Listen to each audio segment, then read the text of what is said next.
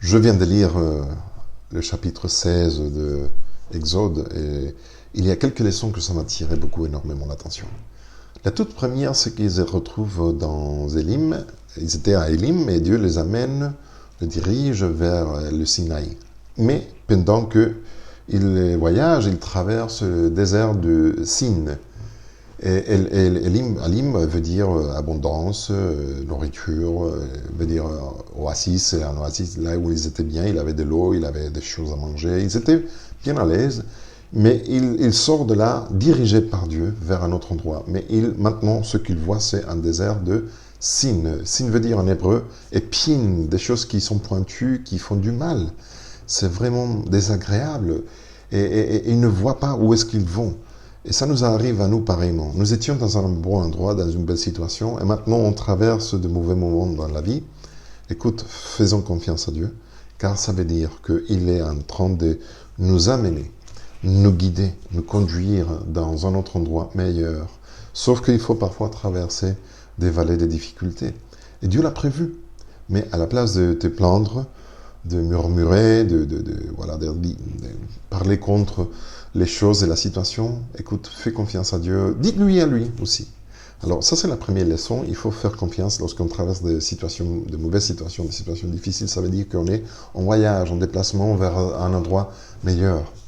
Mais là, nous voyons encore une autre chose. Moïse répond d'une façon intéressante. Il dit au peuple de Dieu, à Israël, écoutez, je sais que ce que vous arrive, mais vous vous plaignez, mais sachez que vous critiquez, ce que vous critiquez n'est pas que moi ou mon frère Aaron. À la fin, nous ne sommes que des intermédiaires. Vous êtes en train de critiquer directement Dieu. Vous vous plaignez contre Dieu. À la fin, c'est ça. Et c'est pour ça que je vous parle depuis mon bureau, parce que c'est vraiment facile de tomber dans ces pièges de la critique, de se plaindre, lorsqu'on est plutôt à notre endroit de travail. Notre chef, celui qui est autour de nous, les cadres, ceux qui nous entourent, de parler un petit comité dans les couloirs. Écoute.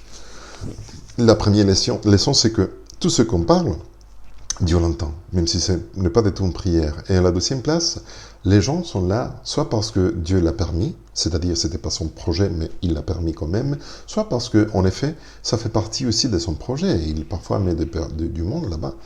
Alors, quoi qu'il en soit, à la fin, sache que à chaque fois qu'on se plaigne, qu'on critique quelqu'un, on est en train de pointer du doigt, pas seulement ceux qui sont devant nous, mais aussi celui qui est derrière lui, c'est-à-dire Dieu. N'oublie pas que même ceux qui ne sont pas trop nos amis, ils sont aussi des enfants de Dieu. Alors, à chaque fois qu'on critique aussi sans vouloir à Dieu. Et donc, faisons attention. Et la troisième leçon, c'est que Dieu dit, écoutez, je vous ai entendu. Je vous ai entendu. Je vous ai entendu murmurer, comme vous vous plaignez, vous critiquez. Alors, ça m'a fait réfléchir. Nous disons assez souvent que Dieu entend que les prières, et pas toutes. Ça dépend de comment on fait les prières, ils sont entendus ou pas. C'est faux. Dieu entend tout. Tout. Voilà les preuves. Il entendait ce que les gens murmuraient, ce que les gens critiquaient dans des petits comités, dans les coulisses, et sans que Moïse le sache, et Dieu l'a entendu. Alors, la différence, c'est que lorsque nous prions, nous nous adressons à Dieu.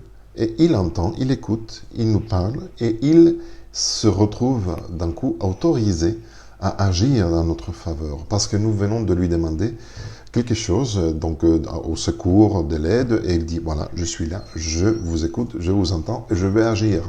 Mais si on commence à critiquer, murmurer, à nous plaindre, à pointer des doigts en petits comités les uns aux autres, écoute bien, Exode 16 nous dit que Dieu l'entend aussi.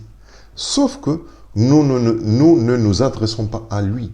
Alors, il ne se retrouve pas en situation d'agir parce que nous n'avons rien demandé. Alors, il ne peut pas répondre. Mais quand même, il entend. Sache ça. À chaque fois qu'on pense qu'on parle en petit comité, que personne ne sache, écoute, est-ce que tu as entendu, qu'est-ce qu'il a fait notre chef, le cadre, le directeur, Et Dieu l'entend. Dieu l'entend aussi. Ce que nous ne voulons pas que les autres entendent, ça est entendu par Dieu. Sois conscient de ça, parce que c'est Exode 16 qui nous dit ça. Sauf que Dieu, il retrouve des solutions positives à ce type de situations négatives. Il ne se fâche Pas de tout dans le sens de, voilà, je viens, je t'ai pigé, tu es là, ça s'arrête. Non. Il essaye de reconduire la situation et il dit à Moïse, dites au peuple de venir vers moi et de discuter avec moi. Et Moïse dit, allons-y vers Dieu. Écoutez, arrêtez de critiquer, de murmurer. Toutes les choses que vous avez à dire, dites-le à Dieu directement. Parlez avec lui. Priez. C'est un sage conseil. À la place de nous plaindre avec quelqu'un d'autre, un petit comité, ce chapitre nous invite à nous adresser directement à Dieu en prière.